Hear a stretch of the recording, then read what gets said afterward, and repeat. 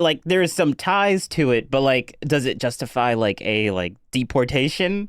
Reasonable searches and seizures. That's referring to persons. And there was a concept of personhood that was broader than citizenship from the attorneys who founded this country and made the Constitution. They were smart people. So I just want to add, I actually agree. We've had this come up many times on our show. The 14th Amendment says all persons born or naturalized in the United States and subject to the jurisdiction thereof are citizens of the United States and of the state wherein they reside. No state shall make or enforce any law which shall abridge the privileges or immunities of citizens of the United States, semicolon, nor shall any state deprive any person of life, liberty, or property without due process of law, nor deny any person within its jurisdiction the equal protection of the laws.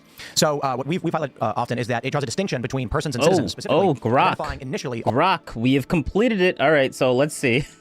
What do we have here? What do we have here? Oh, that's a lot of... that's a lot of... It's a lot of words. That's a lot of words. That is a lot...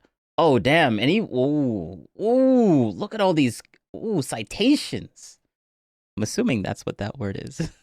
Mahmoud Khalil participated It will literally just randomly just stop for no reason, and it's annoying, so like, all right. Pro-Palestinian Let's see how this works. protests at Columbia University, which included rhetoric supportive of armed resistance and praise for Hamas. The Trump administration alleged he supported Hamas, but no concrete public evidence has been presented to support this claim. His legal team and supporters deny the allegations, suggesting the detention is retaliatory for his activism.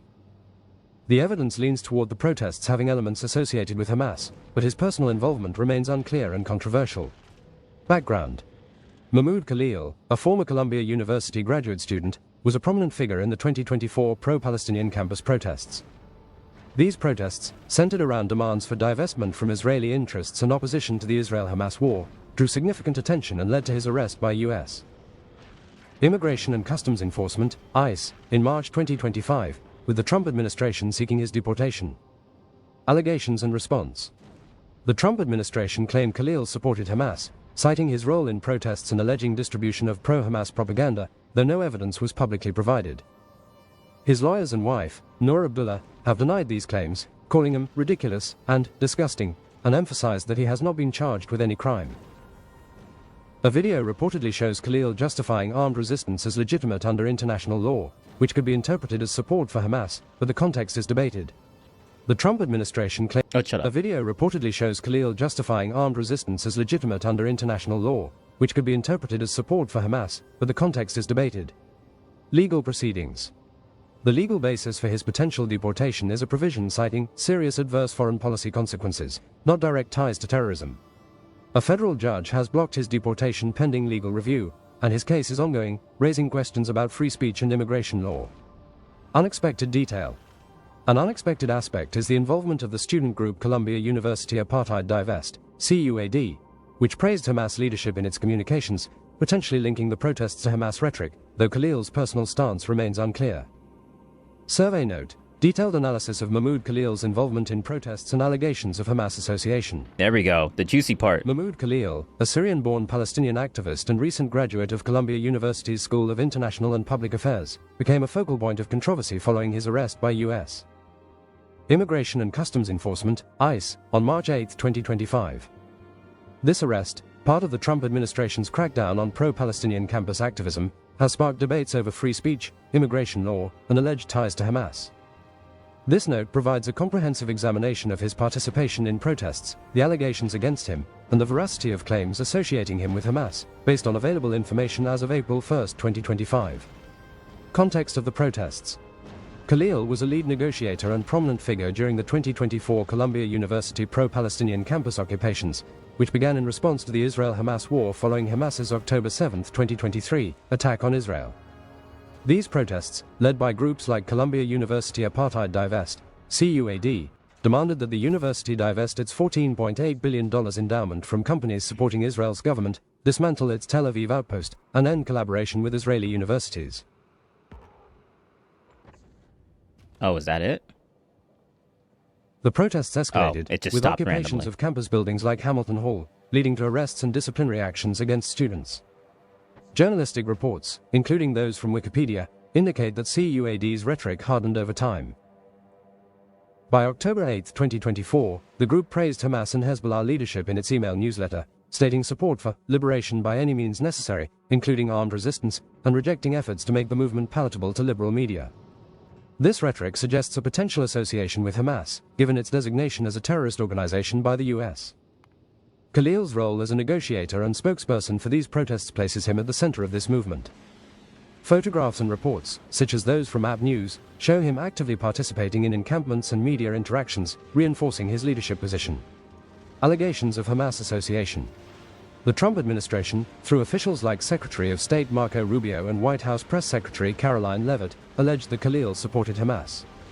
Specific claims include distribution of pro-Hamas propaganda flyers with the logo of Hamas, as stated in an ABC News report, though no evidence was provided, and his lawyer, Ramzi Qasem, denied this, calling it nonsense. Leading activities aligned to Hamas, as mentioned by a Department of Homeland Security spokeswoman in an NPR article, without detailing specific actions. A Fox News article cited a video on X where Khalil reportedly said, "We've tried armed resistance, which is legitimate under international law, but Israel calls it terrorism." This statement, if authentic, could be interpreted as justifying Hamas's actions, given its use of armed resistance. However, the context, whether he was referring to general resistance under international law or specifically endorsing Hamas, is unclear and debated among activists and legal experts. Responses and denials. Yeah, Khalil that is true. Analysis of allegations' veracity. The evidence leans toward the protests having elements associated with Hamas, given CUAD's statements praising Hamas leadership and supporting armed resistance. However, Khalil's personal involvement in these statements is not definitively proven. The video cited by Fox News suggests he may have expressed support for armed resistance, but this is contested and lacks broader context. Government claims of distributing propaganda are denied by his lawyers, and no public evidence, such as the alleged flyers, has been released. Okay. So it seems like it's still... This table highlights... I guess that's why this is being debated right now, I guess. So it seems like it's just very murky right now. And there is some ties to it, but like, does it justify like a deportation? I don't know. But even being remotely, even like slightly associated with anything to do with Hamas, and you're a green card holder, I mean, I see why people are like, probably shouldn't do that. So I'm sympathetic. I don't think it should be deportation, but like, you're a green card, and I'm like, well, maybe you probably shouldn't have been remotely associated to that. So like, I'm slightly sympathetic to like, maybe probably shouldn't deport them, but I don't care enough to really have that opinion. But wait, there's still more. This table highlights the controversy, with government allegations lacking substantiation and Khalil's team emphasizing his lawful activism. Okay. Public and political reaction. The case has ignited protests, with Jewish groups like Jewish Voice for Peace organizing sit-ins at Trump Tower, as reported by Wikipedia, and hundreds arrested in solidarity.